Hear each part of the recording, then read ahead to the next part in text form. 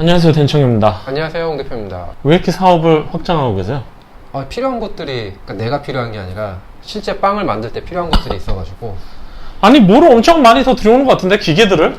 포르쉐 밀가루를 사용하시는 분들의 대부분들이 되게 현장 경험이 없이 오픈을 하시고 학교에서 배우자마자 그 다음에 프랑스 빵을 생산하는 데 있어서 사실은 능숙하진 않으시거든요.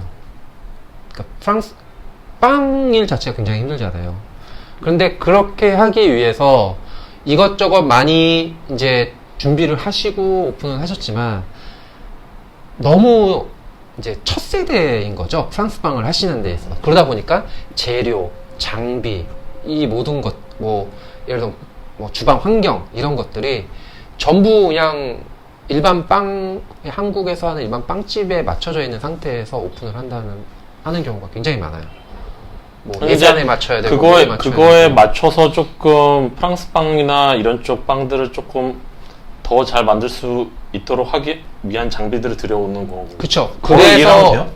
네? 그거를 그렇게 이해를 하면 돼요? 네. 그래서 수업도 하고 장비도 하고 이 장비 회사 소개해 주신 데가 어디라고? 포르쉐. 왜냐면 포르쉐에서 와서 봤는데 우리 거래처 빵들이 발효가 다들 너무 상태가 안 좋으니까. 그거 다 돌아보셨잖아요. 그분이 와가지고 다 방문해보고. 네. 정말 몇몇 군데 잘한다고 하는 빵집 빼놓고는 발효 상태가 안 좋다 보니 이제 그쪽에서는 저한테 얘기를 할 수밖에 없는 거죠. 야, 이 발효 상태가 좋아야 빵 맛이 좋아지고 빵 맛이 좋아져야 장사가 잘 되고 장사가 잘 돼야 네가 돈을 버는 건데 이 발효 상태에서 너무 이게 안 좋다. 그리고 그런 얘기를 했어요. 네. 그러니까 그런 상태에서 또 사실 그 전부터 계속 우리나라 이제 장비들이 프랑스 빵이랑 또 안 맞는다라는 얘기들이 또 계속 있었으니까. 그리고 또 무엇보다 바게트에서는 리타르도 프로포로 계속 빵들을 어마무시하게 뽑아내고 있었고. 그 전부터? 그렇죠. 오픈할 때부터 그분은 그걸 쓰셨고. 사실 1인 빵집이 많다 보니까 1인 빵집은 장비에 문제가 있으면은 사실은 많이 뽑기가 힘들어요. 힘들죠. 불가능하죠. 구조적으로 그렇겠더라고요. 그렇죠. 그리고 요즘 또 워낙 직원 구하기도 힘들고. 근데 이번에도 옆에서 클래스를 하면서도 확실하게 보면서 느꼈던 게 이게 빵만큼 장비빨 심한 것도 또 없긴 하겠다. 공정거래위원회 자료들이 있어요. 가서 보면은 평균적으로 이제 업종별로 창업 비용이 나오거든요. 베이커리가 원래 제일 비싸요. 아, 그래요? 1인 빵집에 그렇게 많음에도 불구하고 카페가 1억 몇천이다 하면은 베이커리는 2억 3천인가 이렇게 들어요. 평균치니까 사실 중간 값을 봐야겠지만 평균치밖에 안 나오니까 보통은 그 이상이 든다는 얘기잖아요. 그 이상이 들거나 고언저리가 든다는 얘기죠. 왜냐면 너무 작게 저 3천만 원 갖고 했어요, 5천만 원 갖고 했어요 하시는 분들도 있으니, 그리고 모든 업체들을 다 그렇게 조사한 건 아닐 테니 그래도 2억 이상은 드는 게 맞죠. 조그마한 오피스텔이나 원룸 가격, 사는 가격이나. 맞아요. 근데 이제 그게 있다는 거죠. 예를 들어서 이제 그때 수업할 때도 엄태일 셰프님이랑 그 얘기를 했었는데, 저는 개인적으로 빵집을 만약에 한다고 했을 때 최소한 주방 면적의 최소 크기가 10평은 넘어야 된다고 보거든요. 5평, 6평에서는 정말 동선이 안 나와요. 그거를 이제 예를 들어서 장비, 정말 좋은 장비로 싹 다 채운다면 그건 조금 다른 얘기일 수 있겠지만 그래도 힘들어요. 그래서 엄태일 셰프님이랑 했더니 1인 빵집 기준으로 최소 10평에서 15평 정도 주방이 나와야 매출이 나온다.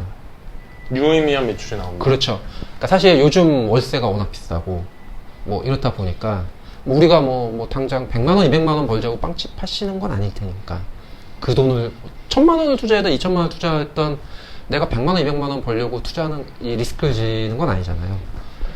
그래서 이제 그 부분도 같이 이제 솔직히 얘기를 해보고 싶었어요. 그러니까 효율적이고 효과적으로 빵을 생산해야 수익이 올라가기 때문에 효율적이고 효과적으로 빵을 만들기 위해서는 필요한 장비들을 지금 수입한다는 그렇죠. 거잖아요. 그렇죠. 그리고 무엇보다 사람의 몸은 쓰면 쓸수록 망가지잖아요. 그렇죠. 그리고 사람의 몸을 들쓰게 해줄 수 있겠구나. 그걸 사는 것들을. 그렇죠. 예를 들어서 디바이더, 분할기 같은 경우, 둥글리기 기계. 시리엔 셰프님이 저한테 이제 영국의 본인 매장에 있는 주방을 보여줬고, 사진으로 중국에 있는 매장의 이제 주방도 보여주셨는데, 장비들을 다 보여주셨거든요. 저한테 하시는 말씀이, 야, 이건 꼭 있어야 돼. 이것도 꼭 있어야 돼. 했던 제품들이 그거예요. 디바이더, 둥글리기 기계, 그 다음에 몰더기. 야, 이거 없으면 빵 못 만들어. 아, 이게 약간 계속 피드백을 받으면서 들여오는 거구나. 그럼요. 제가 그냥, 이거 뭐 누가 좋대 해서 들여오는 게 아니라, 야, 이게 왜 필요하냐면, 이렇게 되는 거예요. 야, 전통은 손으로 그래.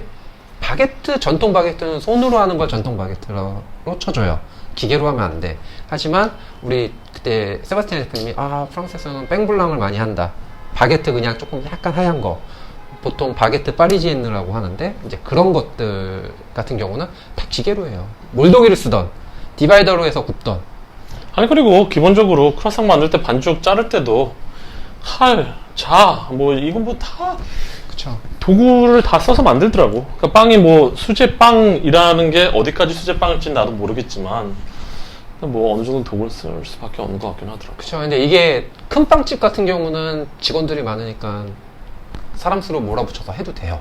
물론 큰 빵집일수록 그런 장비는 훨씬 더 잘 갖춰놓지만. 근데 1인 빵집일수록 그런 게 더 필요하긴 하겠네. 내 네. 몸 갈아서 안 하고 기계가 좀 해줄 수 있는 부분을 만들기 위해. 그렇죠. 저는 뭐 제일 가장 필요한 거는 디바이더는 제일 필요하다고 봐요. 비싸긴 하지만 바게트 K사의 말로는 그게 한 1.5명의 역할을 한다. 이 분할하는데 시간이 다 가니까. 그 정도구나. 그렇죠. 그리고 이제 뭐 둥글리기 기계 같은 경우는 뭐 당과자빵을 한다든지 하면 정말 필요한 거고.